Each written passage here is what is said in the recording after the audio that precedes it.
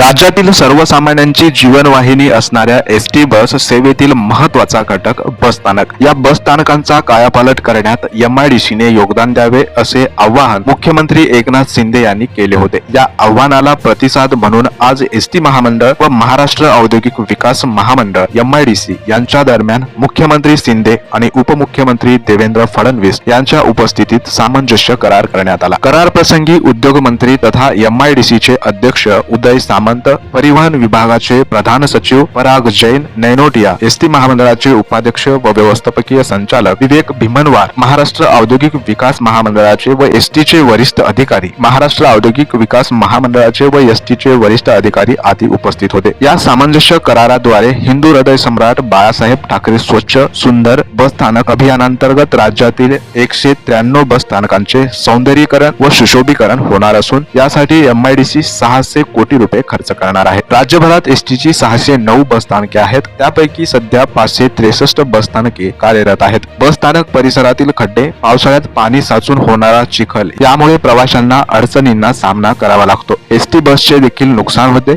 यावर कायमचा उपाय म्हणून महाराष्ट्र औद्योगिक विकास महामंडळाने आर्थिक मदत करावी असे आवाहन मुख्यमंत्री शिंदे यांनी एसटीच्या अमृत महोत्सवी समारंभात केले होते. त्याला प्रतिसाद म्हणून हा सामंजस्य करार करण्यात आला आहे. पहिल्या टप्प्यात 500 कोटींचा खर्च, एमआयडीसी 193 एसटी बस स्थानकासाठी कॉन्क्रिटीकरण करण्यासाठी 500 कोटी रुपये व रंगरंगोटी किरकोळ दुरुस्ती करण्यासाठी 100 कोटी रुपये खर्चाची निविदा प्रक्रिया राबविणार आहे. यातून लवकर या सर्व बस स्थानकांचा कायापालट होणार आहे. मंडळी, या बातमीबद्दल तुम्हाला काय वाटते कमेंट मध्ये नक्की कळवा. चॅनलवर नवीन असाल तर सगळ्यांनी एकदा चॅनल जरूर सबस्क्राईब करा. धन्यवाद.